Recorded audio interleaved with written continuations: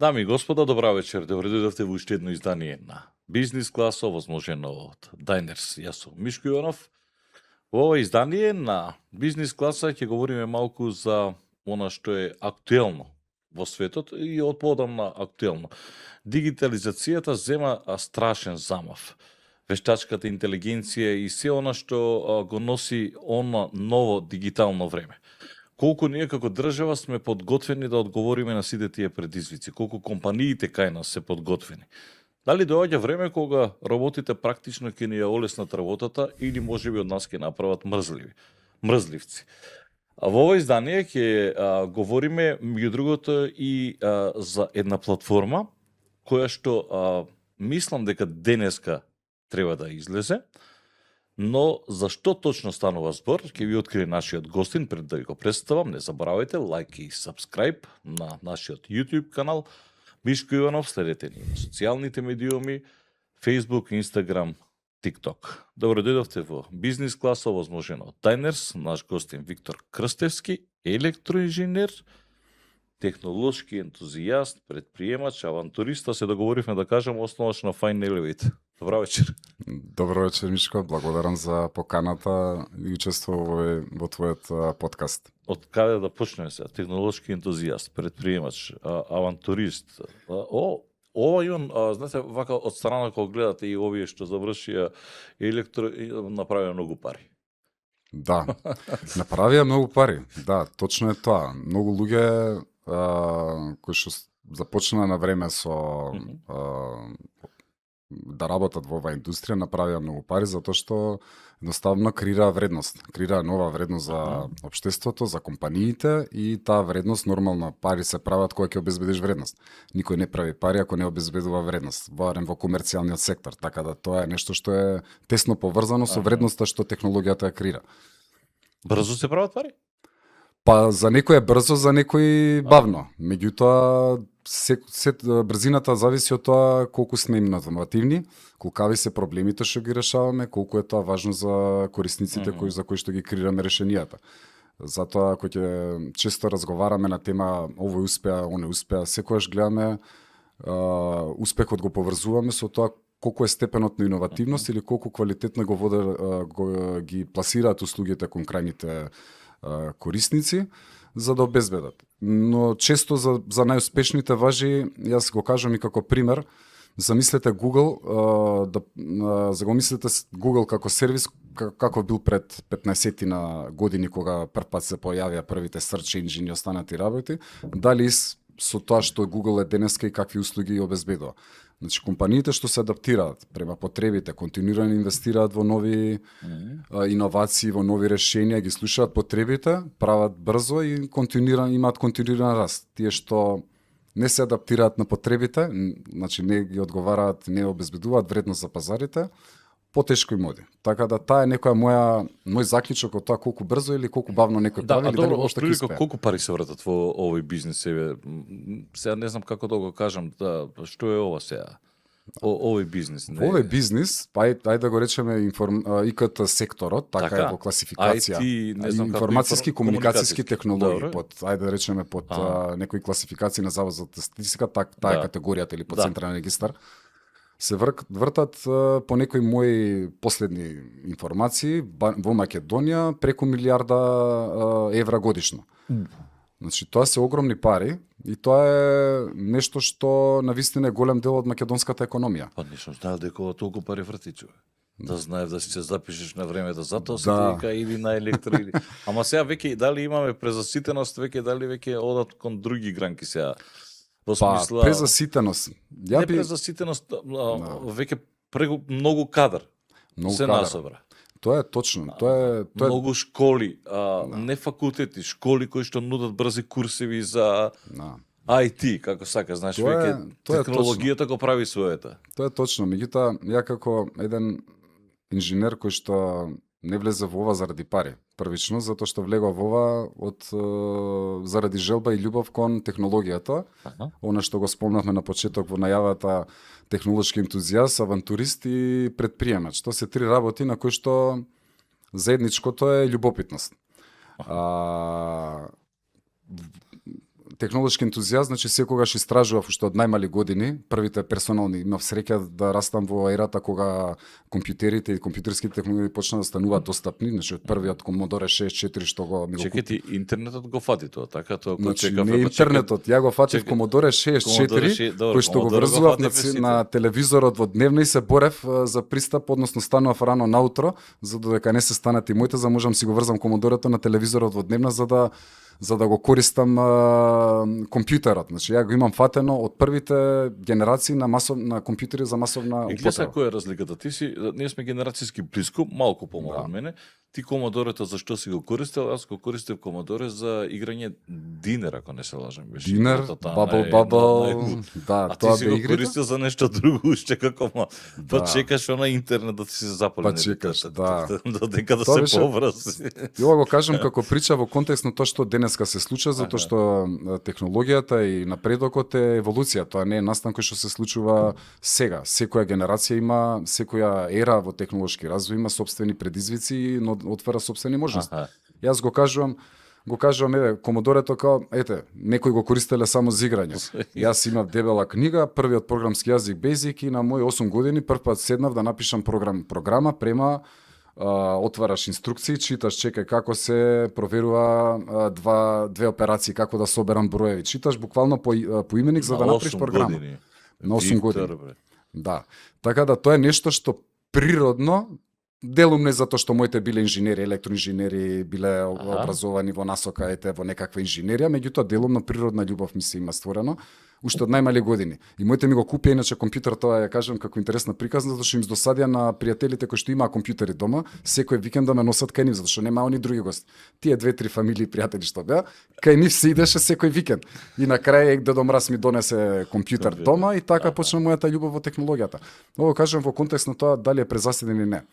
Многу се смени од историски, затоа можам да кажам. На времето инженерија учеа, луѓето како вика бушавите, тие што забегани ликови со мајци, металци, пушат, нешто алтернативно. Нели, ние не беше таму предизвик да се учи, таму стварно учеа луѓе кои што ги интересираше, не беше ни лесно. 42 испита добро, ти да завршиш. За завршиш. нас тие што бевме доле на она кај што е Уким. Да, Уким. На тој дел тие факултети. Не беше ни лесно да се заврши. Прво не беше атрактивно, второ не беше ни лесно да се заврши. Таму навистина учеа студенти и ученици. Не, беше атрактивно, ама не сакаше, сите бега некако не од математика, едноставно наш електор кој ќе кажат не поврзува, ние електроповорзувавме. Да. Вау, тоа е нешто висока математика. Така да сега на пазарот на труд има еден куп луѓе што се вклучени кои што воопшто пример немаат ни технички факултети завршено. Иако сакам да кажам, техничкиот факултет не е мерило репер за колку некој е добар инженер или не, мислам, тоа е најдобрите. Па затоа реков со курсиви веќе. Најдобрите инженери што ги имам сретнато низ годините, стотици луѓе со кои што сум работел директно на проекти и останати работи, едниот беше машински инженер, другиот прва факултет си имаше откажан од факултет. Аз и денес, кога и да имам некаков технички проблем или било што, се јавам кај нив за да продискутираме како може да го решиме. Значи, факултетот не е основа за тоа да имаме добри инженери. Основа на добри инженери е она што сакам да го кажам од трите работи, љубопитноста. Љубопитноста кон технологијата, да се истрази што технологиите ни пружаат како можности. Љубопитноста, авантуризмот, го кажувам, го потенцирам така осим и во приватното и во деловното, да се тргне во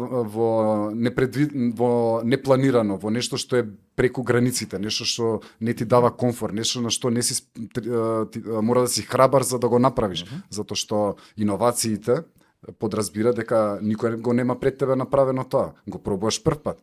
Треба да си спремен да преземеш ризик, да пробаш и нормално да се адаптираш за да преживееш во вистинскиот свет, во физичкиот свет е да преживееш, а во бизнис светот е да се прилагодиш и да успееш во тоа што си тргнал да го правиш.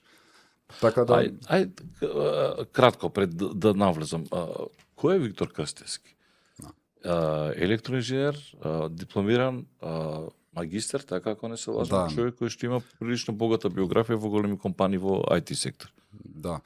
Па, како што кажа, електроинженер, пред се кажувам инженер и го потенцирам зборот инженер, затоа што инженерија е различно од софтвер девелопер. И тоа доаѓаме до нам премногу има. Да, премногу имаме софтвер девелопери, имаме луѓе кои што се обучени да работат, да програмираат во одредени програмски јазици, меѓутоа инженерот оди пошироко од програмските јазици како се имплементираат. Ги гледа кои се влезови, кои се излези, што се придобивките од решението што треба да се добие, кои се сите елементи за да се изгради решение, за да конципира решавање на проблем. Инженеријата е решавање на проблеми. Software development е куцање на код кој што обавува некаква техничка функција. Тие се клучните разлики и она што е новината, дали има премногу. За жал, ја кажувам за жал за краткорочен е жалот, затоа што AI-от зема страшен замав. AI зема за страшен замав и буквално најголем ефект има врз токму software development индустријата. Не толку врз сервисите во прва фаза, меѓутоа во software development индустријата. Еве јас водев во претходните компании, водев. Вие бевте во Телеком, така? Да. Телеком, T-Mobile, не знам што T-Mobile, Телеком, Mobimag, сите на почетоците, потоа да. Ако не се лажам, во Nexens, бев во исто така и во Sivus, глобална компанија која што испорачувавме решенија. Се сте сам. Да. Сега сум сам. Да. Подобро е? Па подобро е затоа што тоа ми било желба уште од кога знам за себе. Да почнам нешто свое, нешто во што верувам, во кое што можам да го вградам целиот мојот интелектуален капацитет и без ограничувања. И да заработиш, се разбира. Да не примерно биде не тоа... е заработката, пак кажам. Знам дека ми каже дека примерно не е заработката, ама значи кога пред да влеземе да снимаме, кога ми каже кога ги местевме тие во автобусиве, нели да може да заплаќат. Не, по меновачниците софтверите бевме пуни кев за кев за 100 марки, знаеш. Да. Сега некој кој може да се продаде, да го продаде, да ја продаде таа приказна за многу повеќе пари. Да. Колку ние како држава доцнеме, инаку треба ќе разговараме негде во финалето за Фајнелеви Digital Summit, што значи тоа во однос на банките, но и во однос на нас како граѓани потрошувачи. Колку ние сме функционално, технички, дигитално описмените. Еде, можеби нашите генерации не одбиваме, ние учиме. Меѓутоа, релативно по старите генерации имаат секогаш одбивност кон нешто ново. Сега, од една страна тоа ги нервира, од друга страна ние сме уште во време, ја постојано го говорам, тоа знаете, ако отидете во државни или било каде да ви земат крв, и вие треба да отидете на саба или на гладно сето во 7, и ќе ви кажат за резултати, ќе дојдете после 1. Па побогу во 21 век, ако Кина живее во 23 век, а ние сме во 21 век, резултатот не може да стигне по мејл. Затоа што денес, сакам да направам и мала дигресија за да не доведам до забуна зашто е слушалката на Виктор кај луѓето. Денес на телефоните имате програмче со луѓе кои што имаат секакви разноразни здравствени проблеми. Знам дека има едно кое што се лепи овде на рамо за гликоза во крв мерење. За гликоза во крв. И тоа има целата програма и му кажува точно како му се движи шекерот. Му дава прогноза кога ќе има покачување, дали ќе има намалување, кога да внесе храна. Слушалката на Виктор е исто еден здравствен проблем, претпоставувам, така, за да не мислат дека сега нешто тука. Ја користам за слушање и мене без телефонот и слушалката сум прилично нефункционален. А врзана е ова со телефонот да, врзано? Да, со телефонот, затоа што има медицински грейд слушалки кои што ги носат луѓето со тие позади. што се старските што викаме. Да, старските, меѓутоа ете пример големите производители како Apple го препознаваат проблемот, модерното општество многу луѓе се со оштен слух заради слушање гласна музика, останати работи, веќе и во светски рамки проблемите со слух се драстично зголемени во однос на минатото. И нормално Apple како еден голем производител таргетира маркет и последната верзија, пример, е сертифицирана за OTT approved device за слушање како hearing aid.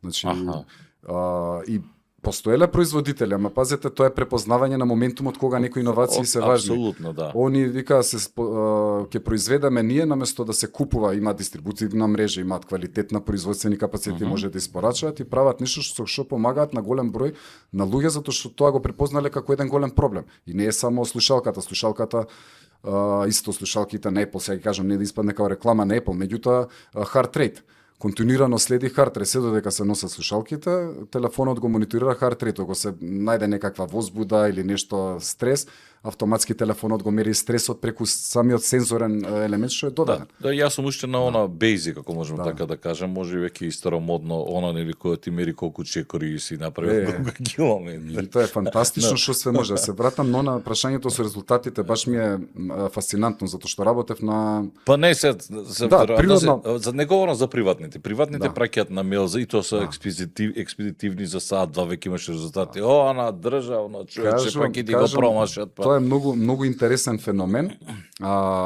Имаме и во државава еден куп услуги кои што се инвестиции во сервиси кои што треба да обезбедат вакви услуги, да не мора корисници да идат на шалтер, да не мора да идат по резултати и останати работи. Меѓутоа се фасцинирам и два муабета ми се Мишко. Едно е ова го слушнат, нели имаше коментари пред некоја емисија со другиот подкастер, баш сакав да го зборнеме. Со Игор. Со Игор од Тајмака, да. Викам, и ме фасцинираше моментот дека многу од луѓето не знаат дека постои пример сервисот Моје здравје од Фонд за здравство. Ја немам поима. Да. Каде што сите резултати автоматски стигнуваат штом докторот го внесе, не е ни испечатен. Значи докторот после завршен преглед има обврска и Министерство здравство има спроведено нели мерки, се дигитализираа сите ординации, примерно здравство памтите кога купува компјутери, токени. Треба да го симна како програмче на Моје здравје? Да, Моје здравје на телефонот, да. Аха.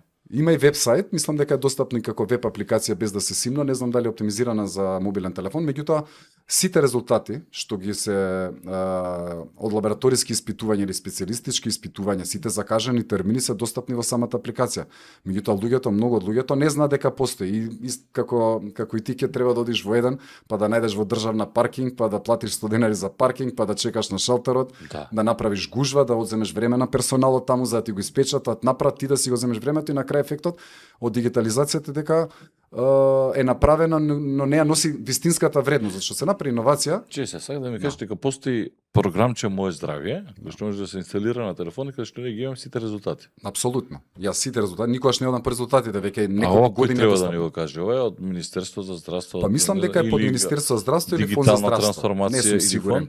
Не сум сигурен, меѓутоа е нешто што постои, како инфраструктура го има. Значи сите податоци, дури вашиот доктор ги добива во реално време, матичниот што ви го дал упатот или специјалистот што ви го дал субспецијалистички упат што и да, ги добива автоматски во неговиот акаунт. Значи он може да ви се јави веднаш дека вие не мора да ги пратите да ви ги прочита. Мене докторката, пример, Ана, ми ги чита резултатите, ми се јавува, Виктор стигна резултатите и ми кажа толку нешто. На пензиски стаж. Моје здравје. Така да услугата не е достапна во моментот, Крстевски. Може паднал интернет. Не ја рекламирам услугата, ми е муабетот. Нема врска. Услуга е добра како услуга, ама не е достапна во моментот.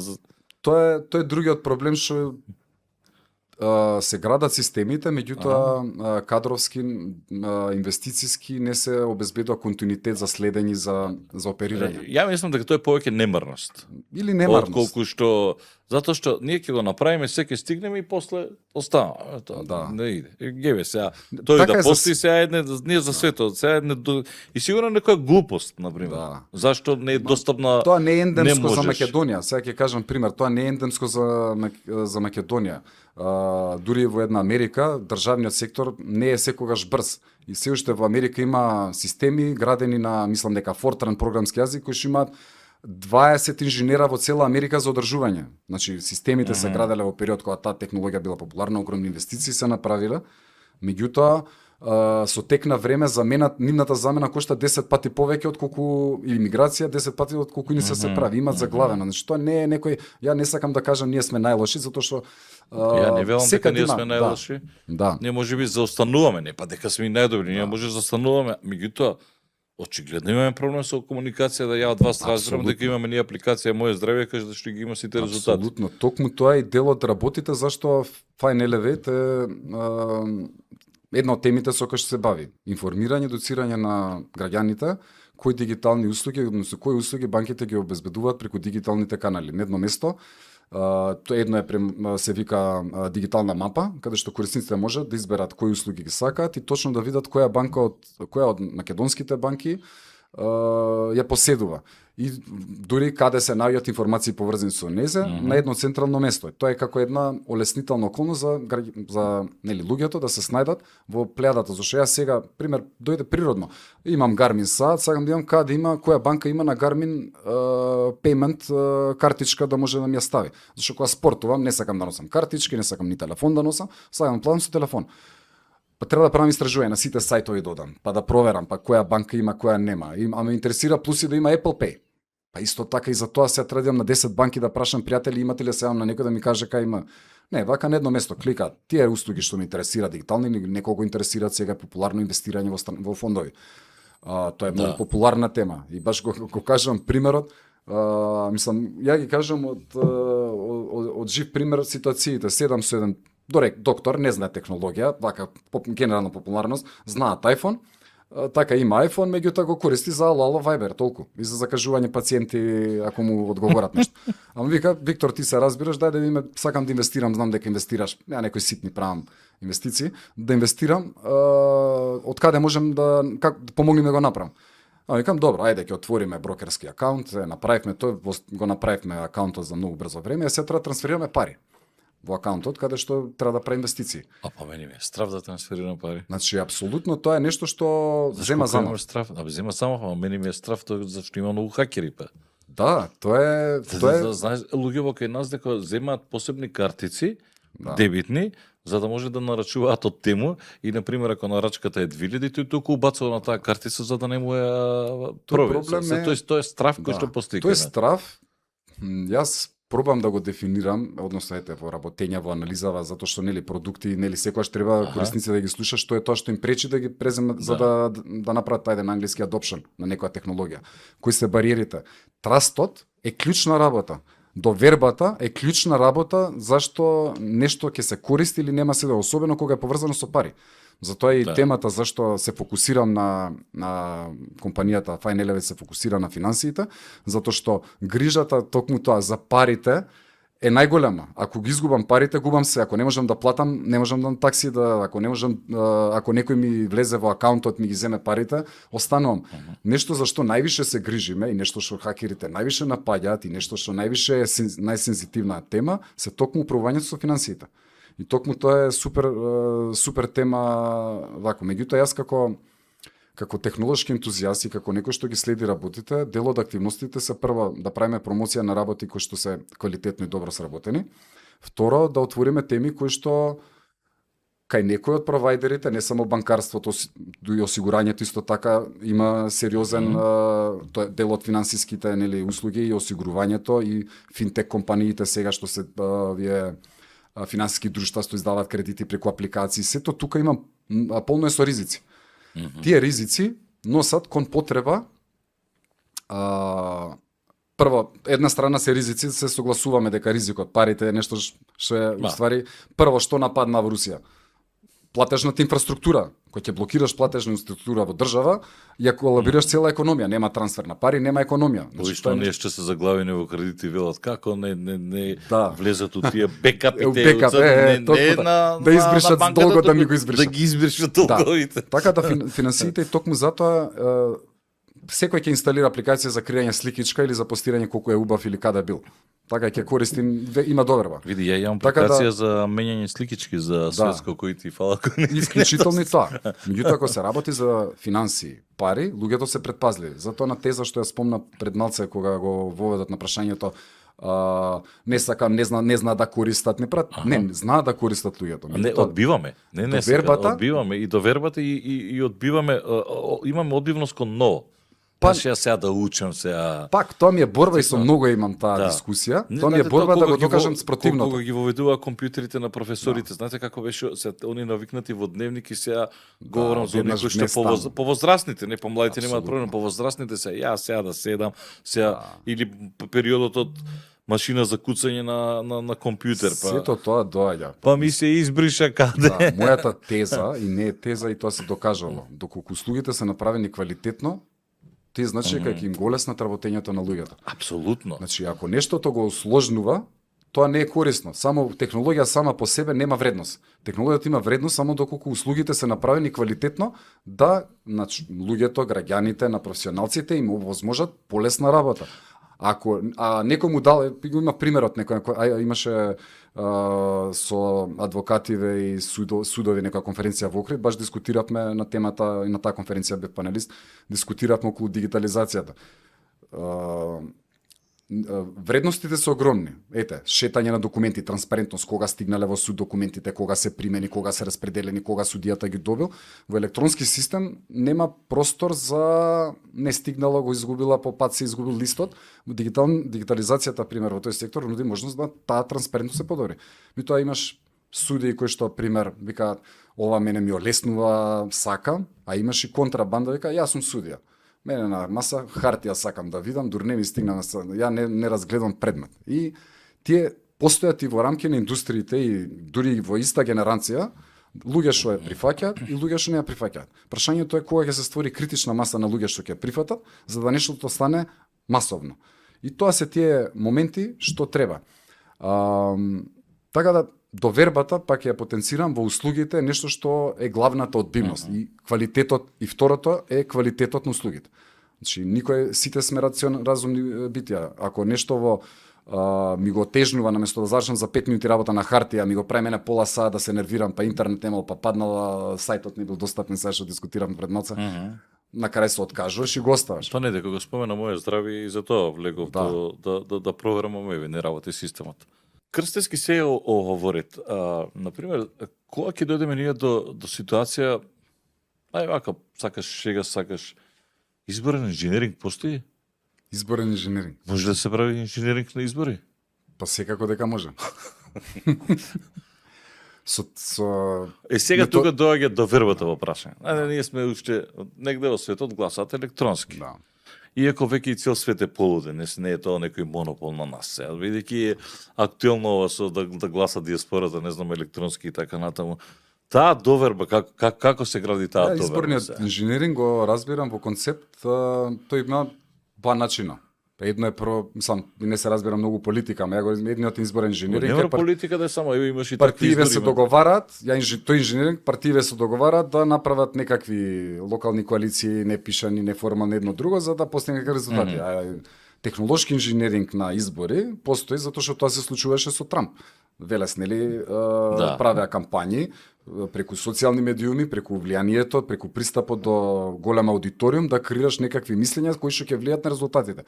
Од технолошки аспект, апсолутно главните грижи зашто беа повикувани газдите на големите социјални мрежи на испражување, испитување, затоа што алгоритмите кои што ги користат не пружале доволно заштита од такви напади во општеството. Така да изборниот инженеринг го искоментирав дали е можен. Е можен затоа што платформите имаат огромен рич, ќе кажам, Facebook, Instagram, Twitter, имаат огромен рич на аудиториум до кој што доколку не се алгоритмите на проследување вести, доколку нема заштитни механизми, доколку не се управуваат одговорно, може да креира такви ситуации каде што некој центар со доволно средства може да креира кампања која што ќе направи одредени помакнувања во процентите на, не знам, на излезност, на гласови за одреден избор и такви работи. Така да тоа сме го гледале како доказ кај нас. Да не се чудиме. Да, кај нас, не знам, веројатно и кај нас постојат во некое ниво не толку софистицирано, меѓутоа кај нас нема, не би дискутирал какви се изборите, идам си гласам, меѓутоа постои. Технологијата, интернетот, достапноста, пристапот, апсолутно треба да се користи одговорно и државите и борбата на државите и на светските лидери е како вклучително за ЕА. Главната работа сега што е проблемот, како ЕА да се контролира. Зашо, знаеш колку е, сега ова ми е многу важна поента. Вика, тој е супер, Сем Алтман излага, ние имаме најдобар модел, волку инвестиции, едно друго. Најголемите банки или осигурителни потпиши тука дека нема да ми го наруши процесот. Не, тоа е алатка, ја ви ја давам, а вие мислите за ризиците и за останате работи. Тоа се работи кои што на компаниите оставени сами како ќе ги употребат, имплементираат и како ќе обезбедат сигурност, доверба и секако контрола на бизнисот. Зашто ја го замислувам, не го замислувам, него е нов тип на вработен во организациите. Тој е вработен кој што има пристап до се, има можност да направи, донесе одлуки, има еден куп работи и сега кој ќе го преведеме, јас пак кажам зум аут правам, кога се примаат вработени у банка, се гледа криминално досие, се гледа позадина, за критични функции интервјуа специјалистички се прават, а сега воведувате нешто што е моќно и што потенцијално влие на целото банкарско работење. И кој ќе воведувате тука се главните предизвици на кои што мојата консултантска компанија Fine Elevate се фокусира да ги детектираме прво кои се најнови регулаторни измени, затоа што активно се работи на темата. Таа тема секој ден излага некој подзаконски акт, некој се стандард, некој работи, затоа што каснат стандардите со прогресот на технологијата. Стандардите и технологијата ги претрка сите. Технологијата ги претрка и академијата. Значи, иновациите ги претрка академските заедници. Па ја не сум бил во Кина, мене еден другар кој што сега скоро беше во Кина, а пред тоа последен пат бил 2004-2005, ме вели, значи, Кина е 23 век. Значи, тоа е нешто неверојатно. Значи, плаќе со очи. Практично преку биометрите ги има тој, целите податоците ги скенира. Платежни картици не функционираат овие што се познати. Не можеш ништо да купиш. Со вичет, со мобилен све се плаќа. Тоа функционира неверојатно. Автомобилот снимало, не знам, батерија менеш. Ние можеме ли да стигнеме пред и да влезам во Fine Elevate, уште ова само ме интересира. Државјанство, извод. Можеме ли ние да направиме некоја платформа, везилка е една платформа, например, да гледаме како трошат пратеници, министри, биде достапно толку, веќе сакаш да бидеш транспарентен, ајде да видиме како се трошат парите со еден клик, граѓаните да може трик прашање. Па не, да може да, нели сега имаш ти за имотна состојба, ова е веројатно едноставно софтвер да направиш да видиш ти каде се трошат, каде се троши твоите пари, буџетот како се троши. Јас чекам за државјанство, требало на 6 месеци. Зашто на 6 месеци? Направи ми на интернет, јас да го испринтам, ќе го однесам. Да. Се е можно, Мишко.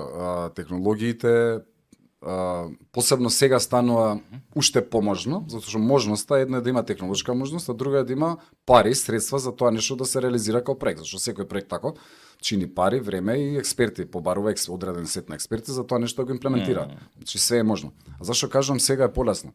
Зашто како, ајде, нели дефиницијата технолошки ентузијаст. Ја го гледам како една од клучните промени технолошки многу поголема од интернет, од воведувањето на интернетот. Поголема не затоа што е порадикална во технолошка смисла, технолошка иновација толку, туку како начин на пласирање на услугата кон за широка употреба. Значи ние на факултети ние учевме машинско учење, невронски мрежи, начин на расудување, значи технологиите се стари и се изучуваат во академијата со години. Она што клучно се случи, се неколку работи зашто стана таа технологија многу сега достапна и вако се случија. Прво, сите корисници веќе имаат лични уреди, персонални уреди, значи пристап екрани. Имаме добра комуникацијска инфраструктура, има добра серверска инфраструктура, клауд инфраструктури. Она што недостасуваше е ефикасен алгоритам со кој што со достапните чипови сега што ги постојат, што ги прават Nvidia и останатите чип продусери, ќе може економски исплатливо да се направат квалитетни резултати и аутками. А клучното е нешто се случува, многу луѓе малце знаат, сите знаат за ChatGPT, знаат за Cloud и знаат за останати работи. Мислам дека беа околу 7 научници од Google, приватна компанија, во соработка со амерички факултети, го измислија трансформ алгоритмот, кој што ги овозможи развојот на овие технологии. Значи Google е првиот, односно научниот тим на Google е првиот кој што го направи ефикасен алгоритам кој што помага кој што е суштината чисто за претходно за да најдеш нешто мора точно да го напишеш зборот, реченицата, зашто се споредува стрингови зборови за нешто се најде во некаква база. Да. Сега, Search. да, сега примери, ќе дадам пример. Пишале плава кола што иде стотка на сајтот и ти го пребаруваш со возило што иде преку 60. Нема да ти го најде. Старите алгоритми, начин на пребарување на содржини. Новиот алгоритам ќе го најде, затоа што ја поврзува смислата на секој поединечен збор, ја корелира со математички модели, он уствари сваќа дека ти го прашуваш за возило што иде стотка, плава и тој ти го дава во опции на избор. Значи ги препознава контекстот и смисла на тоа што да кажа, независно од јазикот. Тоа е суштината на алгоритмот, кој што возможи развој на овие сите, ја ги викам, технологии. Google ја го кажам, Google е еден од компаниите кој што преку истражувачка дејност дошол до такво сознание кој што направи breakthrough во технологија. Значи, ако се сака се може, веројатно се може. Веројатно. Кажав зашто сега поише може, многу е важно тука зашто може, сака да направам една кратка поента, зашто се они можеме не сакат затоа што нема да можат пари да прават. Односно, знаеш, првичната инвестиција е голема, меѓутоа се ти попис не мора да одиш. Тоа е околу желбата. Тоа е околу двата компоненти што викаме иновација. Тоа е имаш желба и можност. Зашо за попис да не потрошам 10 милиони евра, кога можам. Ама на желбата не може да влијаме. Желбата е нешто што треба лично да го имаат одговорности и што го организираат таквите процеси. Ама можноста, ја сакам да се фокусирам на можноста на технолошкиот аспект. Порано не се правеа развој во такви затоа што беа скапи. Сакам да поентата да ја кажам. Сега од пред 2 години, ајде да кажам, затоа што работам на развој на платформи, системи со големи тимови едно друго, продуктивноста на секој поединец инженер во рамки на некаков тим што развива е 10 пати зголемена.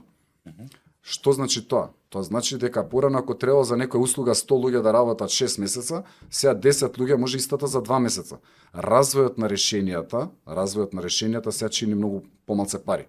Тоа е нешто што и сега можностите се намалува прагот за кога некоја идеја ќе стане исплатлива да се реализира од аспект на иновации. Порано нешто било скапо, сега е ефтино. Сега ако има добра идеја, не мора прагот за влез и пласирање на некаква иновација на пазар, било кој вакво е добро. И тоа го поврзувам во контекст, баш дискутиравме со пријатели.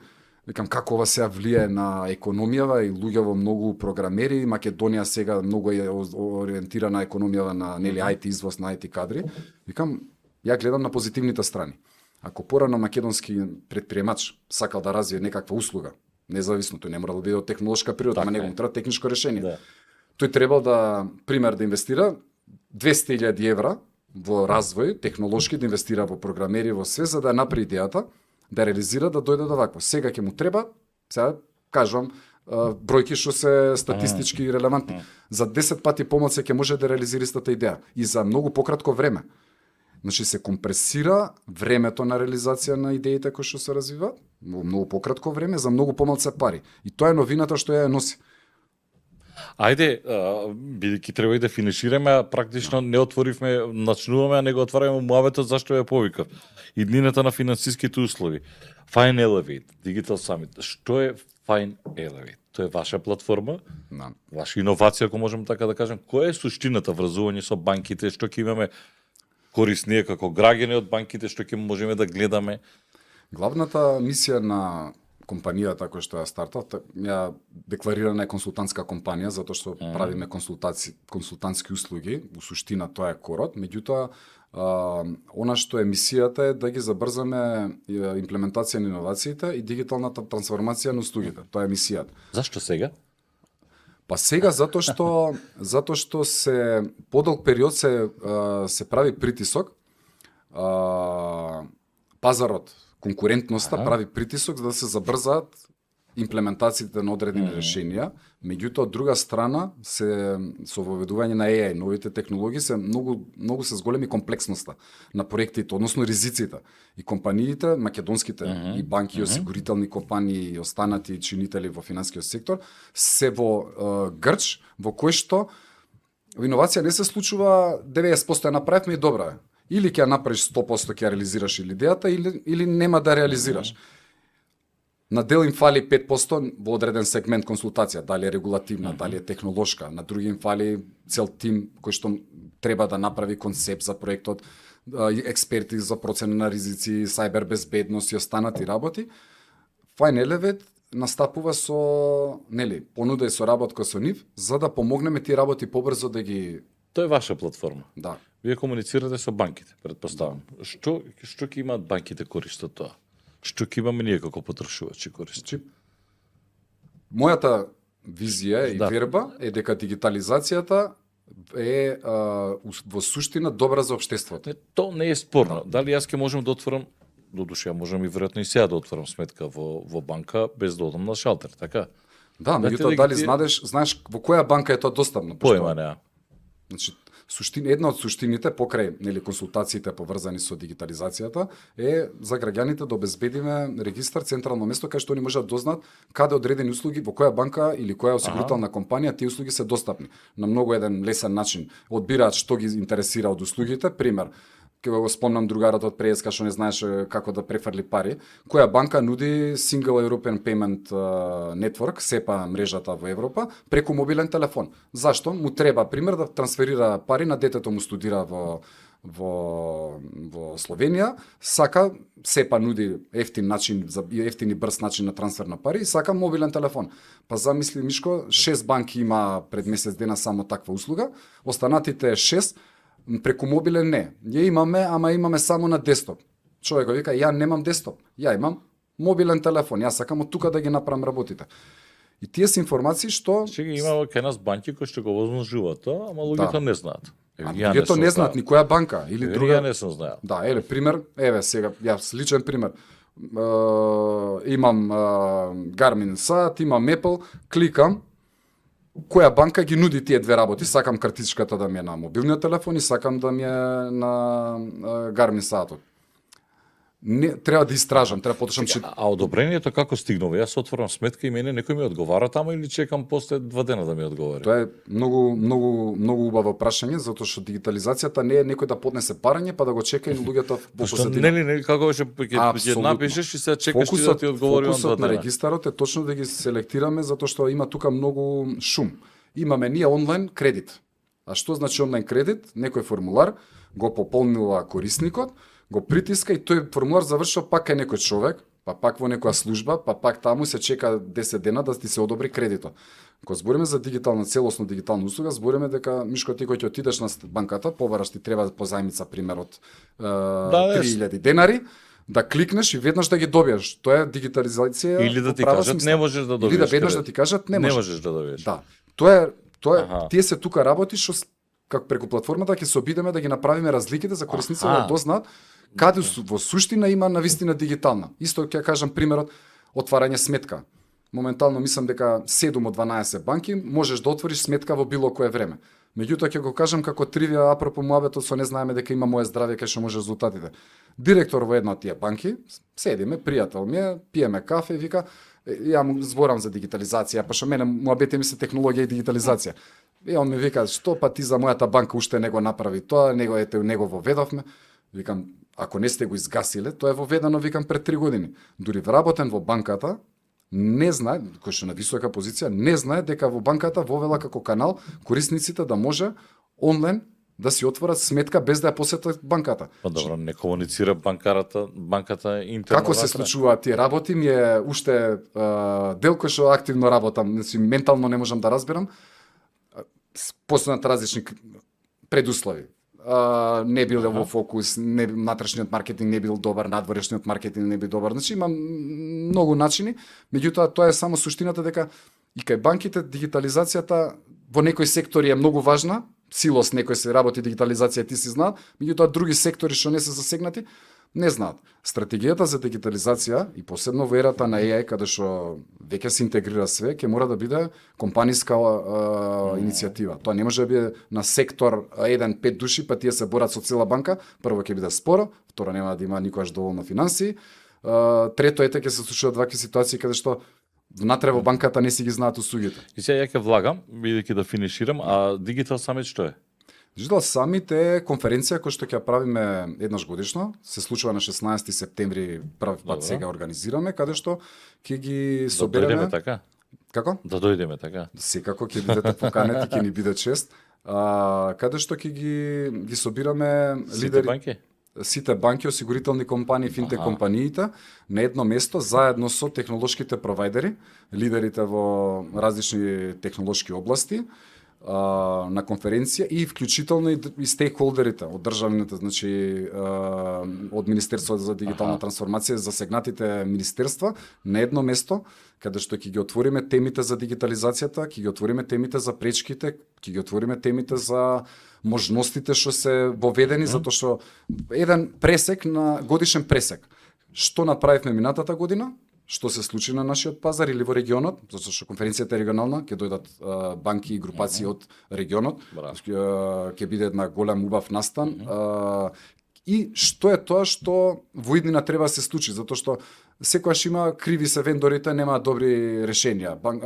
Вендорите викаат па банките се спори, многу ни трошат време, немаме, значи има тие триења кои што се случуваме. Да. Јас Ајде да видиме што Ајде да каде видиме што кои е. се тие проблеми, што е Добро. тоа што недостасува преку еден диалог, нетворкинг, да ги прво три цели има конференцијата.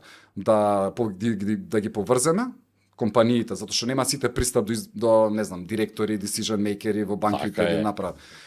Второ, да се отворат идеи за кај сите посетители идеи за што би можеле во идната година да планираат. И трето е да си одговорат на некои прашања. Има многу луѓе што не знаат, има некоја работа што сакаат да дознаат кој ќе биде дел од темите, да ја дознаат. Јас сум среќен дека барем секој од посетител, барем една од работите му соствари ќе биде затоа што Апсолутно, посетителите да. ќе бидат на високо ниво, значи едно прашање да одговориме за некој голем моќен во некоја од организациите, тоа ќе има големо влијание и на целото општество. Да. Пред да си заблагодарам и да ти посакам успех, платформата таа веќе е активна. Мислам дека од денес, ако не се лажам, што е, како се влага на неа, како Да, луѓето- 16, прво за конференција, 16 септември Мериот хотел, Да. картите се преку карти.com достапни за купување Добро. за луѓето што Аха. сакаат да ја посетат, а веб страната линкот може да го ставиме во линкот во подкастот, Добро. може да ја посетат граѓаните, достапна е веќе. Работиме уште на прибирање уште некои податоци со банките, меѓутоа како систем е веќе поставен, Добро. информациите за Fine конференцијата. Elevate ќе биде? fineelevate360.com. Добро. Да. Нешто испуштивме да кажеме или? Испуштиме многу, ја можам многу да разговарам и супер пријатен разговор беше. Ќе ве повикам пак тогаш така, во очи беше задоволство. на самитот, на Digital Summit, па ќе Беше видите. задоволство, ми е прво интервју кога се појавам во својство на новата компанија која што започна со официјално со работа во април месец и ми е голема благодарност до Мишко до тебе и во секое време кога ќе имаш потреба, проблем. јас сум пон со идеи и теми за разговор, така да ќе си имаме супер разговор. Одлично. Виктор Крстевски, технолошки ентузијаст, предприемач, авантурист, човек кој што правеше софтвери за менувачници, ова за во автобусите, така тоа е исто. Плаќање во автобуси, гледање телевизија на мобилен гледање телефон, телевизија. услуги кои што Мишко мене не знаеш колкава задоволство ми е кој ќе видам дека пример сега седам на плажа, луѓето пуштил Магента Гол и си гледа Тур де Франс. Ете. Значи Или си гледа подкаст, или си гледа подкаст, или си прави. Значи тоа се работи кои што навистина ни го подобруваат квалитетот. Тоа на е живот. Виктор Крстевски, а иначе пари не го интересираат. Го интересираат, меѓутоа не му е примарна цел. Примарна цел е тој авантуристички дух. Многу успех и ние секако се гледаме на Digital Summit 16 септември. Благодарам Мишко. Виктор Крстевски во бизнис класа, возможена од Diners. Вам почитувани ви благодарам што не гледавте. Не заборавите лайк, subscribe на нашиот YouTube канал Мишко Иванов. Следете ни на социјалните медиуми, Facebook, Instagram, TikTok. Довидување. Се гледаме за 7 дена.